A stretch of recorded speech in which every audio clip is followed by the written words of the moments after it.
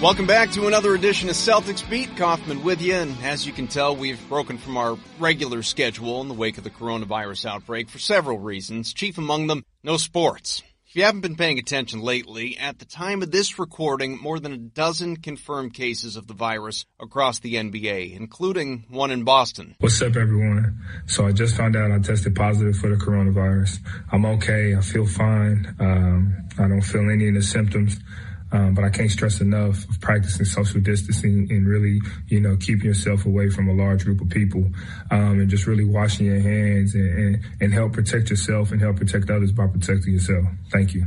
Of course, that's Marcus Smart, who is, as of right now, totally asymptomatic, which is obviously great, and that should also serve as a reminder to you anybody can contract this, and you may have already and just don't know. I mean, not to freak you out, but Marcus Smart obviously did not know until he was tested and found out he was tested positive. So you should know all this. This is scary. This is real. We need to listen to the experts and just stay inside, away from those who don't live in your house anyway, and hope the curve flattens sooner than later. Beyond that, I'm not going to harp. That's not what this show is. I know it's not what you're here for. You're here for an escape. So as it concerns the NBA, here's what you need to know quickly. Commissioner Adam Silver does not know if the league will return this year, and if it does, it could come back with regular season games in normal circumstances. Of course, that's a best-case scenario, however unlikely. Games without fans, games in training facilities instead of main larger arenas, even a small charity tournament just to help restart the economy if the actual season is in fact dead. And none of that is likely to happen before mid-June, which is when the playoffs are typically winding down. So once more,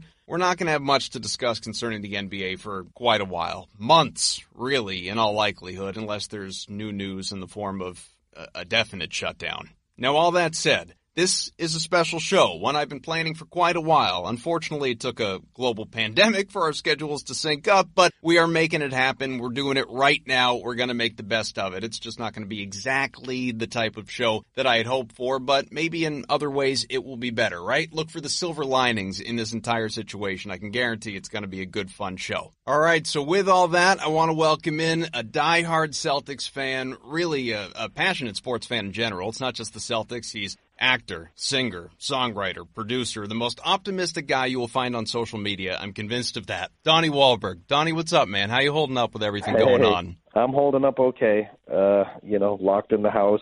I don't know if that's good or bad because we got like a little mini blizzard last night. So we got like 7 inches of snow, and we can't go out anyway. So there you go. That just makes matters worse. You don't need any of that. You don't need anything to compound this situation. You got to be able to at least go out and exercise, get a walk in or something. Yeah, that's right. So if snow kills coronavirus, we welcome it. But sadly, I don't think it does. So, well, look, everybody knows you from New Kids on the Block, from Blue Bloods, from Wahlburgers. I think you're probably the answer to a trivia question as it relates to The Sixth Sense. But you are here to talk sports. And the first thing that I want to know, and I promise, this will be my most long-winded question, between all the stuff that I just mentioned, hit TV show, the insane amount of time that you make for all the blockheads on social media and in person for that matter, you're taking pictures all the time, the fact that you're still performing, famous, successful wife who keeps busy. You're involved with some of her projects too. You got a son, I think, getting ready to go off to college. How in the world do you find time to be such a rabid sports fan? That probably, since I was a little kid, comes first on the list. Like most Bostonians, sports is pretty much like in your blood. So everything else is like, part of the package later. So, I wouldn't say this now. I'm a 50-year-old husband and dad with a career, but, sports is still, it's right there on the list. My wife is born and raised in the south side of Chicago, but she quickly adopted the Patriots and the Celtics. We were at the playoffs a couple of years ago, and she's jumping up and down, cheering. I think in the Sixers series, she's going crazy like it's her team, and she's full on to the Patriots. We've been to a couple of Super Bowls, and she's all in. So she's pretty much adopted the Boston sports with me, and it's very much a part of all of our lives. You can't come up in Boston and not be passionate about it. Well, so the era's timed out for Jenny then, because obviously she wouldn't be doing that if this was the Michael Jordan Bulls right now. She wouldn't all of a sudden be a Celtics fan. No, she would not, but you can rest assured I would not all of a sudden be a Bulls fan. That would not happen. It doesn't go that way, no. You said it, sports being kind of a number one for you, especially growing up in this area, and we all know it's in our blood being from here across the board, all the major sports teams. Are sports kind of an outlet for you? Are they an escape from real-world responsibilities? I think yes and no. I think right now, anything we could take, we'll get, because, we're all watching reruns of, I think I watched 7 hours of Tom Brady reruns yesterday on ESPN. And, my kids were in front of that, too. We're watching, classic sports and yada, yada, yada. But right now, anything NFL, even bad news, is, an escape from the bad news that's going on. So it very much it's been an escape now. I think in general, I don't see it as an escape from anything. I just see it as just a passion and a very normal part of being a Bostonian. You could pretty much go anywhere in Massachusetts and probably all of New England and just start talking sports with anyone. I think a lot of people have that now for football. You can go to Jacksonville, Florida, and most people can talk football about the Jags. They may not talk it as well as we do up north. But, you go anywhere in Boston and, you could talk to a single mom waitress who's, 45 years old, and she can break down the Pats roster. She can break down the Celtics. She knows who's injured, who's not. I mean, it's just who we are up in Boston. So I don't know that it's an escape as much as it's just really a major part of who we are. People get buried with their Red Sox jerseys and, and have Bruins tattoos. I mean, it's just really so much a part of who we are that I think it's the opposite of an escape. I think it's something we never want to escape. We embrace it wholeheartedly and we love it. We indulge it, and we can't really live without it. I'll ask you the impossible because nobody knows. When do you think we're going to see live sports again? Wow. I got a feeling it will hopefully be when the NFL season starts. I would love to say sooner. I would love to say we'll see NBA playoff basketball with or without fans sometime, a month from now. They seem determined to kind of not let the season go, which I appreciate. I know Dana White is pushing forward with UFC events, and, as long as they're safe, then, as safe as UFC can be. I know it's actually a safer sport than boxing, which most people find hard to believe. But, we need it. I think the country needs it more than ever. So I'm hoping we can get playoff basketball and playoff hockey. I mean, we have the best hockey team in the NHL. We have a contending team in the NBA. It's been such a great year in both sports. And I think fans were really into the NBA this year from all around the country. It really sucks that we don't have it, but I'm hoping we get that. Realistically, I just have a feeling it might be football. That's not to say we'll be locked in our houses till, August. But I just, the reality of getting things up and running and on their feet in a very structured way, I think you kind of have to be, it has to kind of fit in the normal flow of your routine. But again, I don't know, because NFL camps are going to have to start soon. And, will they have enough time to have a proper camp? I don't know. I wish they could have kept some golf events. I was really excited that they were going to go forward with the Players Championship in golf. Right. And they actually did the first round, and it was great, no fans, just do it. Just give us something to watch.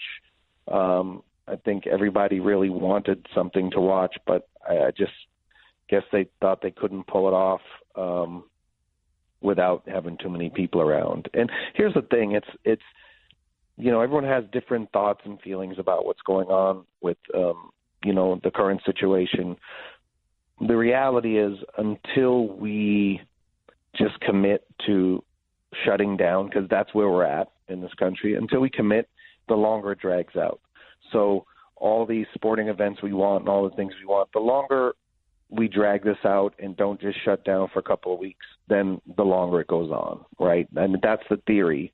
So we might as well just bite the bullet and get it over with now. And the sooner we get disciplined and tidy ourselves up and stop, running around, no matter how invincible we think we are, there's other people who aren't invincible, and that's what we got to be mindful of. And once we can do that, I think that's the sooner we have a chance to get back to normal, hopefully.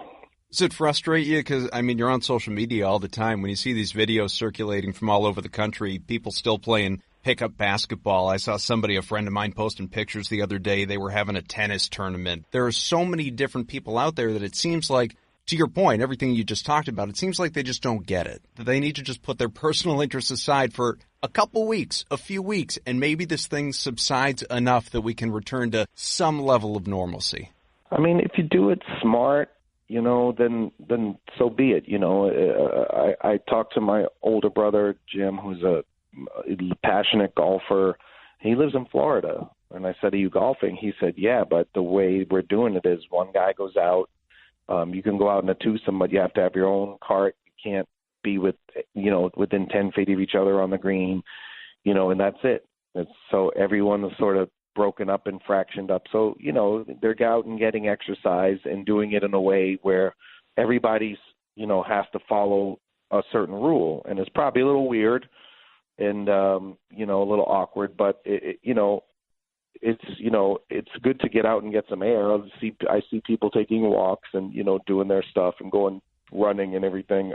But yeah, the spring breakers that are like, taking over beaches and partying down and just not caring at all. I get it. I was 20. I was invincible, and I was all those things. But again, it's not necessarily about us, and we are very much a society of people who are all about themselves. Not everyone, of course, but a lot of people. And if there's one thing this is hopefully teaching us, and there's a few of us who are a little slow to get on board with it, is it's not always about us. There's other people we got to be mindful of and be aware of. And there's never been a more clear moment. It's like, yeah, fine, you're not going to be impacted at all, and I get it, but somebody will. And a lot of us have moms who we can't even see. Like, we can't see our mom right now. She's vulnerable. She's a perfect candidate to be really impacted by this. She's in her upper 70s. She was a smoker. She's not in the best health, and we really have to be quarantined from our mom right now, and she's never needed us more. And that's the kind of thing. If I'm out being an idiot, running around taking selfies with everyone, as much as I love it, and going out to restaurants and being irreverent or whatever you want to call it, I'm jeopardizing my mother's health, and it's not okay. How are you coping? Are you FaceTiming a lot? How are you attempting to offset that? Yeah, I don't want to, and we suddenly went right off sports. I don't know how we did that. Typically, Bostonians, we go right on sports, no matter what we talk about. Well, with all this, there's nothing, there are no sports, right? So it automatically goes back to coronavirus. It's unavoidable. Yeah, well, I'm sure there are some topics in Boston sports that we are going to talk about. Yeah, but naturally. I won't rush that, because that's some of that's even more gloomy. Yeah. But I think social media has been great for those who are using it in great ways. My friend is a guy named D Nice. I don't know if you heard the articles about him, but he started doing a live Club DJing Quarantine session, and it turned into like one of the most amazing parties. Literally, the party is like everyone saying hi to each other on comments. And I was there on day 2 and day 3, and we were cheering when he got to 8,000 people. And I think on day 3 we were like, come on, let's get him to 10,000. And I'm tweeting my fans to go on and join his sort of party.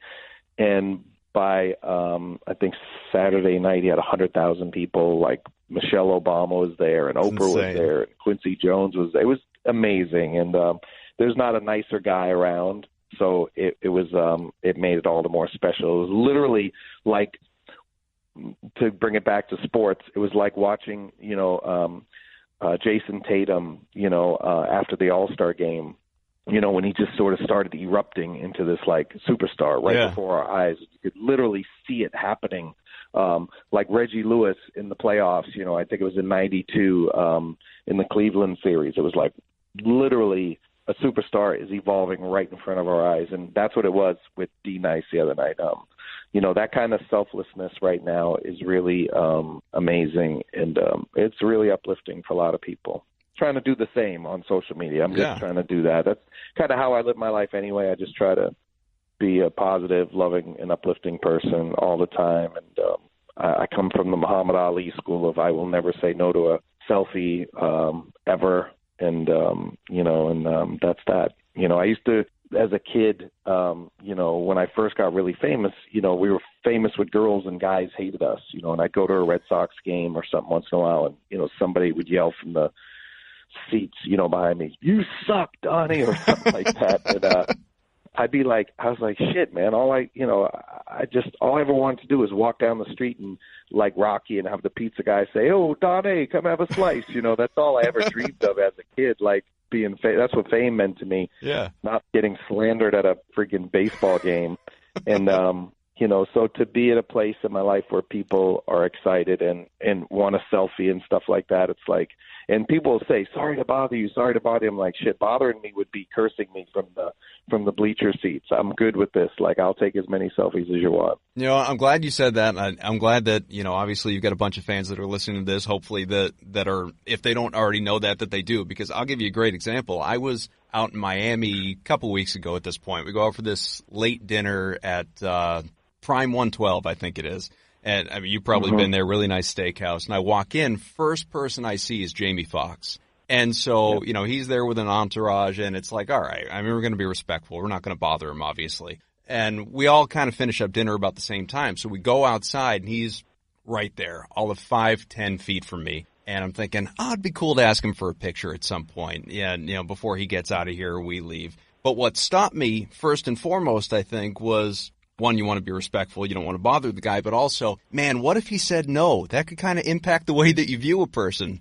Right. And sometimes people will say no for different reasons. Of course. I mean, I've always found him to be very gracious and a great guy. Also, the one time I will say no, and I do it very diplomatically, is when I'm with my son. If I'm on tour and with new kids, we'll play the Boston Garden. We play arenas all over the country typically. And so if I go from, let's say we're in Philadelphia and we play there and we go out afterwards and we stop at a diner or something on the tour bus, my son might say, "Dad, can we just don't do pictures tonight, please?" And when my son says that, that means, he needs some normalcy in his life, and I got to provide that as a dad. So I'll literally just, if there's like 100 fans, because they'll follow the buses or they'll check our route from Philly to DC. They kind of know we're taking 95 South, so they know what's going on. So they'll kind of try to anticipate where we go, and literally 100 fans can be at a restaurant. But if my son says, "Don't do it tonight, Dad," then I'll literally announce to the fans, I'll say, "I'm sorry, I'm with my son tonight, and we really need some father and son time, and I apologize, so I'll see you next time." And they're really great about it. The fans are always understanding of it, and that's that. I'll bring us back to sports, because you obviously had brought up Jayson Tatum and just the surge, the ascent, when after the All-Star break. And I think, some of that, whether mentally or emotionally, whatever it may be, or maybe it was coincidence, but obviously coincided with the death of Kobe Bryant. And that, was really the first kind of dagger of 2020 in the sports world. And for everything to be on hold right now, just talking about how good the Celtics have been, the fact that they were in position to be a contending team. How disappointing is all this? Just as a C's fan, seeing what a fun bounce-back year they were having and that potential, obviously Tatum kind of entering the top 10 conversation in the league. It's really kind of crushing, just the timing of it all. Yeah, I would say he's in the top 10 for sure in the league, first and foremost. He literally is just unstoppable. And when he is stoppable, he's kind of, you can see he's quickly figuring out how to deal with that. When he started putting up huge numbers and then the doubles would come, it was tricky at first, but literally within, a game, sometimes even a quarter or two or a game or two, you see him now adapting and evolving and figuring it out. And, I have no idea. I see Jayson at a lot of games and we talk from time to time, after a game or whatever, but, I don't know what goes on in his brain, but I do know that when we went to the All-Star game, at least I tried to look at it from my perspective. When I was 20 years old and I was in my band and we were famous and successful, like if we went and we did like a gig before and Run DMC came on stage, or we did a song with Aerosmith and all these other famous artists. And, sometimes like, as the young guy, you kind of fall back a little bit and you're kind of in awe of Steven Tyler and these other guys. And you kind of, you do your part, but you kind of just let them sort of do their thing. And I was at the All-Star game and I just, the veterans were doing their thing and Jayson didn't really play in the fourth quarter. And I kind of was like, just in my own way relating to my life. And I have no idea that any of this is accurate, but I had said to my son after the game, I said, I wonder if he's going to have that feeling like I could have done a little more at the game. I should have took that shot when I had the chance, but I didn't. And that will like ignite him when he goes back to the Celtics, like in his own comfort zone. Because sometimes you get out of your comfort zone and you're not as aggressive as you are in your zone. I said, I got a feeling he's going to erupt when he gets back to the Celtics, for having like sort of just played the back a little bit during the All-Star game.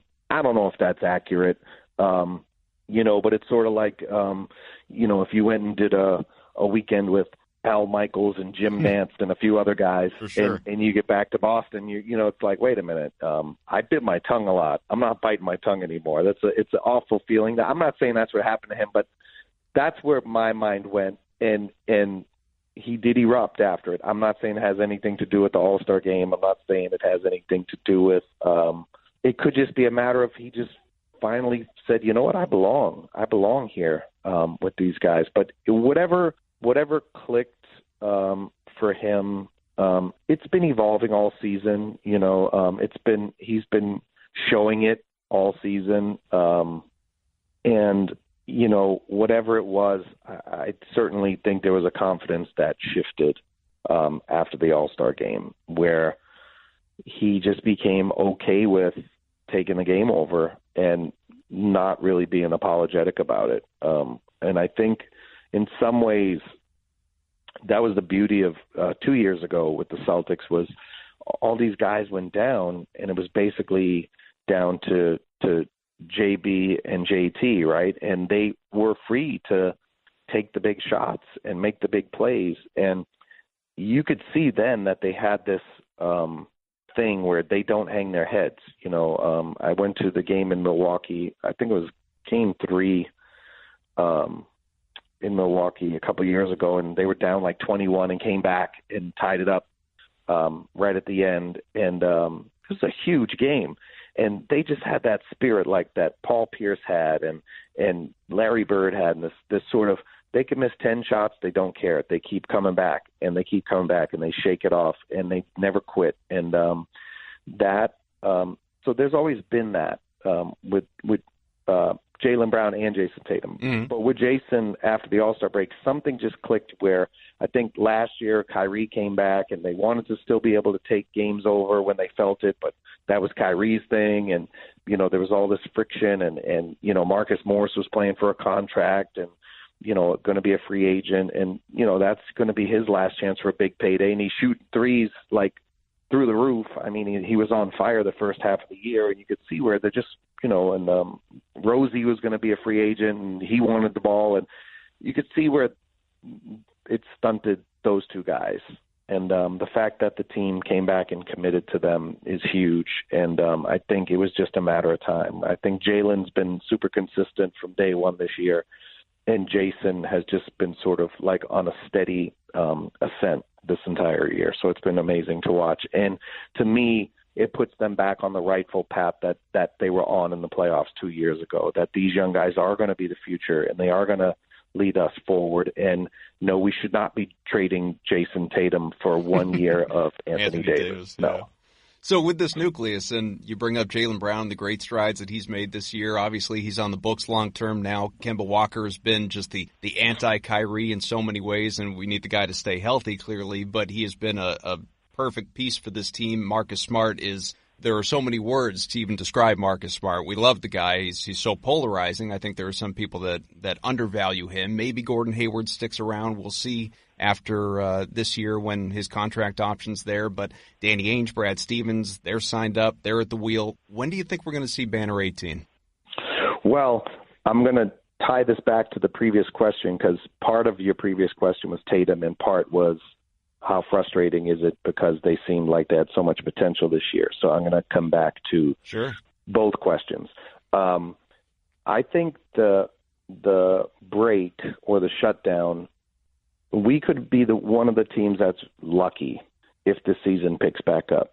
And what I mean is we were really banged up right when this shutdown happened. You know, Kemba's knee wasn't right. Jaylen had been out. You know, he's been out. He missed a bunch of games with his hamstring. And, Gordon got banged up. I mean, we had a lot of guys that were hurt. And Marcus has just been, like literally every game he's getting picked up off the floor, because he plays so hard. Bionic man. Totally. And you keep thinking, all right, is this the game his hip is like done for the year when he gets up limping? Well, some of it is acting here and again, but, generally speaking, he really is taking some heavy balls. He's put some of that behind him. Yeah. I definitely think the Celtics might have benefited. I'm not sure if we could have gotten fully healthy by playoff time. If the season picks back up and if the guys who were hurt are recovering and come back full steam, I think we could actually have a chance to really stun people. I think we're a good matchup against Toronto. I think we'd be better off with the 2 seed than the 3 seed. You just don't want to be on the road in a Game 7 ever, should it come down to it. Although without fans, the refs might be a little less swayed, to blow the whistle on ticky-tack fouls in the fourth quarter of a road game without, screaming hysteria from opposing fans. But I think that if the playoffs got back on, I think you're not going to be any more regular season games. I think the Celtics could have a chance to actually get healthy and really push this to the limit. They match up good with the Lakers. They match up good with the Clippers. The toughest team for us is obviously Milwaukee. And Philly has had our number this year, but I wouldn't worry about them in the playoffs. I think the Celtics get healthy and push Milwaukee to the limit. And should they happen to somehow get by Milwaukee, I think anything can happen in the finals. If you played Smart in a game to 100, would you score a single basket? I'd score a few baskets, not because I could score on him, because he'd probably let me just to make it interesting. Just to be kind. You know what I mean? Yeah, he'd like to have fun. He'd probably he'd be like a guy playing his younger brother. Yeah. You know what I mean? And suddenly it's just toy with you a little bit. 9-2 and the game's to 11, right. And it's like, all right, here comes the comeback now. It's like, we used to fight. Me and my brothers used to fight. Like the brother who was younger typically would, the older brother would let him win a little bit and then come back at the end and break his heart, which is a very Boston thing. Yeah. But the brother who was losing would always say, you're letting me win. Like, I'm not letting you win. And then, of course, the comeback starts. It's like, see, I'm not letting you win. That's my kids when they're playing the Papa shot. Totally. Marcus would let me win a little bit, and then he'd break my heart at the end.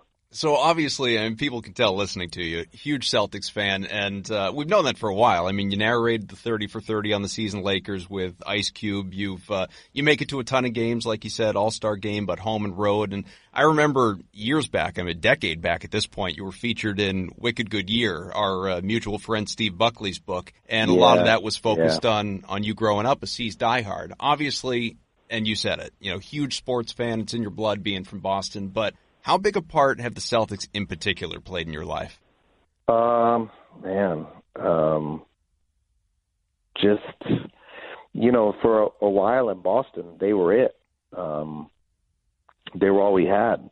The Red Sox had the curse of the Bambino, and the Patriots were sort of this inept franchise that had one shot against the Bears one year, and that ended horribly. The Bruins were always around it but couldn't quite get it done, and the Celtics were it, and yet somehow we still weren't really a city of winners.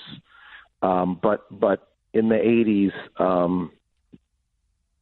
having Bird and McHale and Parrish and DJ and Danny in those teams, Maxwell, I mean, there was a confidence and a swagger that gives, and just,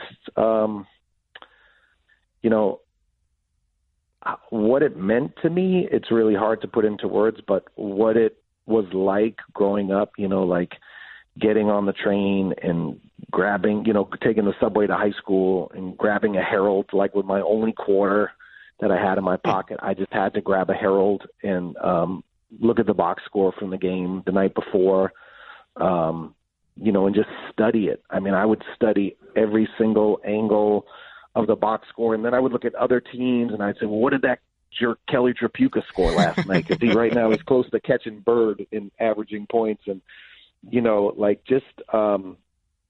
it was just so much a part of our life. I was remembering the other day I watched the 86 championship game against Houston, and Bill Walton celebrating. And I remember my high school was Copley High, which is now Snowden High School. It's a Boston public school, and it's on the corner of Dartmouth and Newbury. But when the Celtics would win the championship, which in 84 and 86 they won, I was in high school both years, the parade would go right outside our school on Boylston Street. So I literally in 84, I didn't take advantage of it and like really go crazy. And I said in 86, I'm gonna shake hands with people. I'm gonna climb on those trucks and I'm gonna high five. And as soon as the parade started coming, I jumped on my friend's shoulders, and the first person I high fived was Danny Ainge.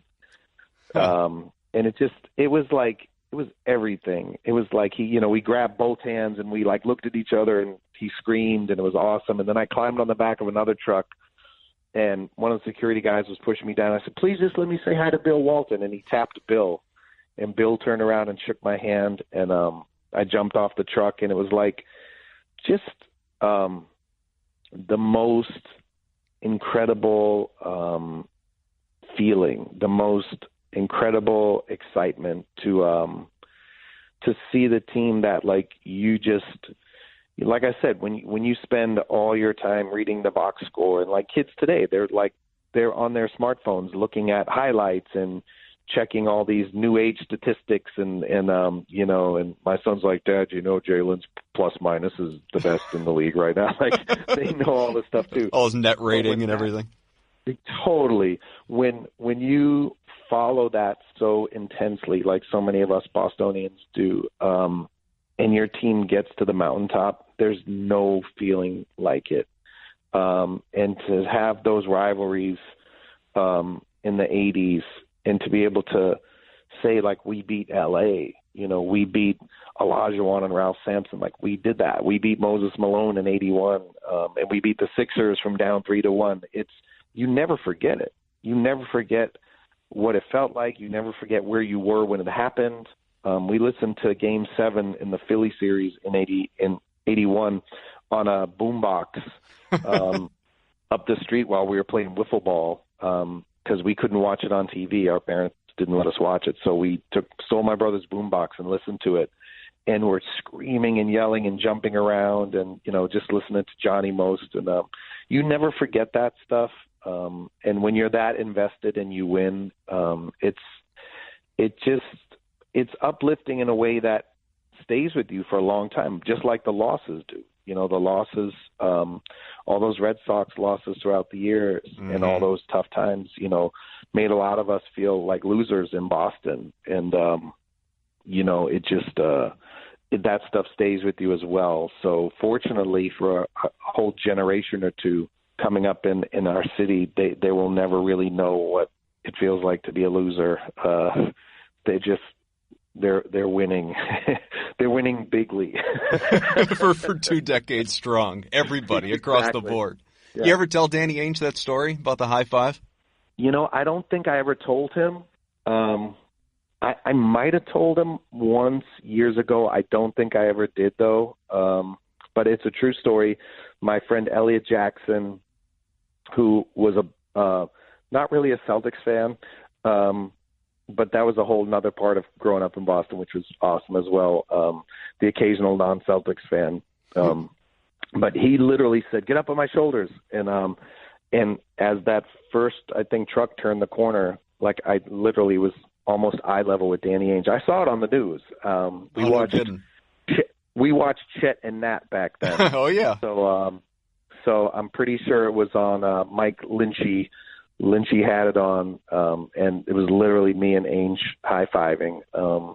And it was just, I can't even explain how important and amazing I felt in that moment. And so when you talk about me taking selfies and me being, generous with my time and stuff, that's a moment that I can turn to in my life and say, he did that. He did that for me, and I know what that felt like for me, for Danny Ainge to high-five me right there. And imagine what that means to people when I can stop and take a selfie. If you've been a New Kids on the Block fan for 40 years or 30 years and you bring your kid to a concert and now they've grown up listening to my music, and if I could stop and take a moment with them and touch them in a way like Danny Ainge touched me in that moment of euphoria, I mean, that'll live with them forever. So it passes on for sure. And it's a moment I'll never forget. And it probably, not that my Celtics adoration needed any cementing, but it's certainly, it definitely inspired me to want to be as much a part of the Celtics journeys as anything that happened at any other moment in my Celtics lifetime. So you being 50 and born in August, just, we break out the calendar, right? Go back through the time machine. The Celtics won their 11th championship, I think just a few months before you were born. So you've been around for 6 of them. Yep. So like you talked about, I think your prime rooting fan days, I think everybody's, when you're a teenager into your early 20s, I think that's when you're really at your prime as a sports fan, because it matters more than anything else. It's before most people have those real world responsibilities. So you grow up, like you talked about, during that Larry Bird original Big Three era. But, beyond everything that you just talked about, going back maybe even earlier on in childhood, what are some of your earliest memories being a C's fan? Maybe that first time you went to the Garden or something like that. I remember probably 76. We had one TV in our house. We had 2 TVs, but one was a 13-inch black and white TV, and the knobs were falling off of it, so you had to use a butter knife to poke it in there and turn the channels. With the little metal part that connected to the knob. There was usually a split in the middle of it, and you could get wedge the butter knife in there and get it to turn the channels. And, of course, we had a wire clothes hanger for an antenna. And that TV would just pass around from room to room. My dad would carry it in every room in the house. And at night it would end up on the dresser drawer in him and my mom's bedroom. But he would literally carry it into the kitchen at dinner time, put it on the counter, plug it in, and watch Candlepins for Cash and the Carol Burnett Show. And he would watch a lot of sports. But for whatever reason, in 1976, we had this big color TV that used to sit on the floor in the living room, like a very 1970s color TV. I know people remember they were like huge. They looked like big, they're like the size of a dresser drawer, or, and like there would be like a lamp on top of it, and a doily and some different knickknacks and things. But that TV never worked. And for whatever reason, in 1976, it was working. And I'll never forget when the Celtics won the championship, my parents were watching it on that TV. I'm sure it was on tape delay, but they were watching the game, and my mother just kept, going crazy over Dave Cowens. And it was amazing. It was amazing to see. And it was the first experience like I had with winning anything. It's the earliest memory. And, hearing my older brothers talk about, Cowens and Havlicek and Russell and those guys, like from an early age, it just instantly put me on the trajectory to get involved. And I think when you can get involved with a team when a young guy comes on board, like Brady with the Patriots, like Jaylen Brown and Jayson Tatum with the current Celtics, like Paul Pierce, and of course, when I was a kid, Larry Bird. When you are there from the inception of a star coming in, and you watch the development and you watch that ascension, it's a really amazing thing to do. And I think that's the best way for it to really get your hooks in. Your parents can tell you should like this team. You can hear from your older siblings what it means and who this guy is and who that guy is. But when you find your guy and you click with that guy and you follow their journey, you really become one. That's when it becomes part of your not just your bloodline because your parents passed it on to you, but it becomes part of your soul and what you are and what you're about. And you take on sort of that kind of mentality. They say that Larry Bird worked in Boston because he had that lunchbox mentality. Yeah. I think he inspired a lot of us to maintain that lunchbox mentality. My dad was of that mentality, but Larry Bird and those guys, Robert Parrish was just a silent, strong guy, and he just was always so no nonsense. It was, you know what I mean? He just didn't waste any energy on ridiculous celebrating and silliness. It was just all business and just relentlessness and toughness. And I think, they bring that to us as much as, we bring it to them. I think Larry Bird helped us identify who we were, and those Celtics teams helped us identify who we were as Bostonians rather than, he came to Boston and was like us. It was like he was like us, but because we could identify what he was, it helped us identify who we were.